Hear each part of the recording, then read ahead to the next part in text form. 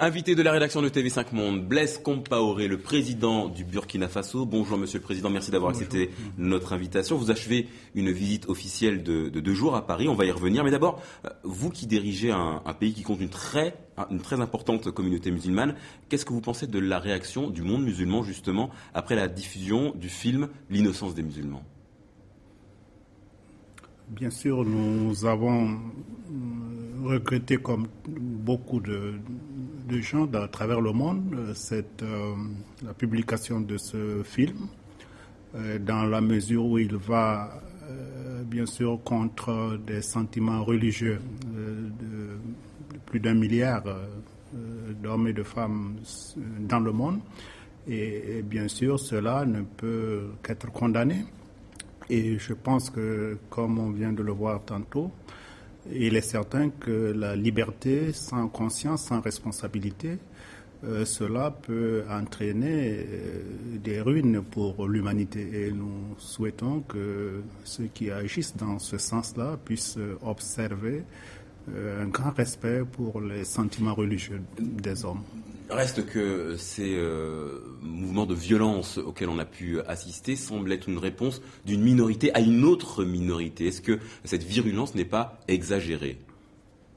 Oui, et certains, je pense que même pour l'islam, il n'est pas de l'intérêt pour l'islam, pour son honneur, pour ce qu'il représente réellement, parce que nous sommes dans la communauté islamique, avec l'OCI, et nous savons à travers les lectures que l'islam est une religion de paix, pas de violence. Donc je pense qu'il faut que l'on puisse s'organiser pour faire en sorte que cette minorité n'ait pas suffisamment de force pour entraîner un plus grand nombre. Alors, l'intégrisme musulman, c'est un des nœuds du dossier malien. La charia est appliquée dans le nord du pays.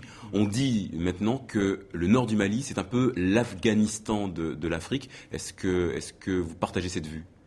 Bon, ce n'est pas encore l'Afghanistan, mais on pense que l'Afghanistan a commencé aussi avec un petit bout de feu, comme nous sommes en train de vivre dans cet espace du Mali, et qu'il faut vraiment se mobiliser pour faire en sorte que ces pratiques des temps anciens et ces pratiques ne puissent pas dépasser le cadre de cette zone du Mali. Donc pour vous, l'application de la charia est condamnable ?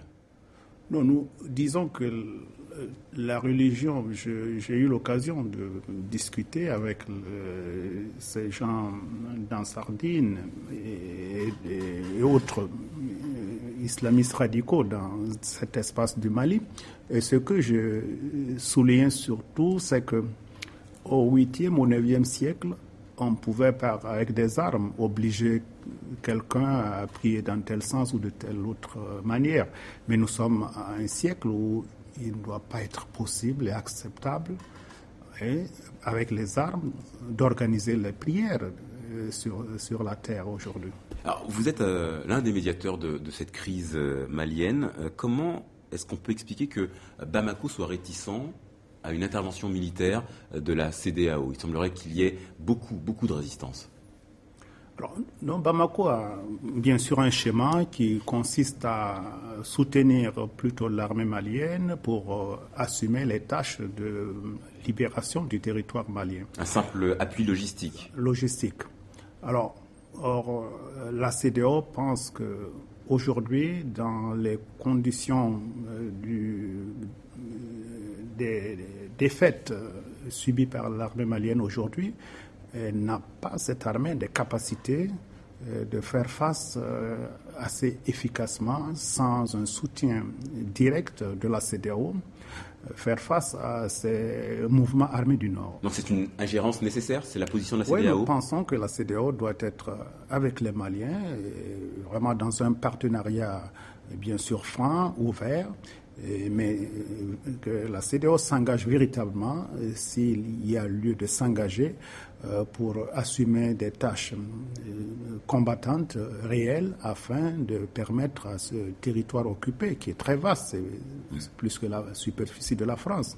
Et donc, vous comprenez que le Mali peut avoir des difficultés à affronter, à relever ce défi-là. Alors justement, une superficie très étendue. On parle de 3300 hommes pour l'ensemble de la CEDEAO. Est-ce que ce serait suffisant si tant est qu'il y ait une intervention militaire ? Non, la CEDEAO a bien sûr des perspectives pour monter en puissance jusqu'à 10 000 hommes. Mais je pense que le premier contingent qui peut être utile pour organiser une intervention telle que nous l'avons conçue, 3 000 hommes, c'est suffisant pour... avec les troupes maliennes aussi qui vont participer, donc ça fera déjà beaucoup de monde au départ. Alors, quand souhaiteriez-vous que cette intervention militaire ait lieu ? En fait, nous n'avons pas choisi d'intervention militaire. Nous avons d'abord choisi un processus politique, de dialogue politique, qui malheureusement jusque-là n'a pas encore démarré parce que nous n'avons pas encore reçu du côté du gouvernement malien un organe de négociation pour pouvoir mettre les parties dans des discussions. C'est dire donc que nous avons ce processus politique qui doit décider oui ou non il faut aller à l'affrontement militaire. Vous avez rencontré François Hollande, le président français, sur ce dossier, entre autres.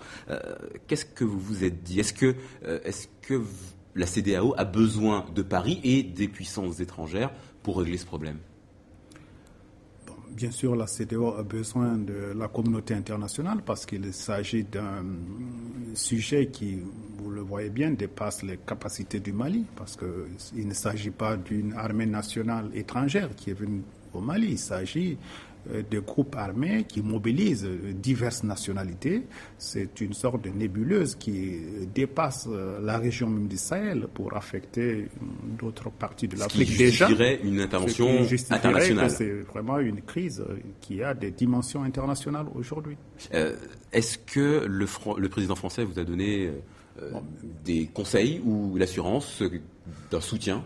Non, nous avons surtout expliqué au président Hollande les dispositions qui sont prises par la CEDEAO, les attentes de la CEDEAO vis-à-vis du Mali, afin qu'elle puisse avoir une organisation militaire très opérationnelle, c'est d'avoir un partenariat plus dynamique que ce que nous sommes en train de discuter avec le Mali aujourd'hui, qui pose bien sûr des conditions qui sont inacceptables pour la CEDEAO. Blaise Compaoré, président du Burkina Faso, merci beaucoup d'avoir répondu à nos questions.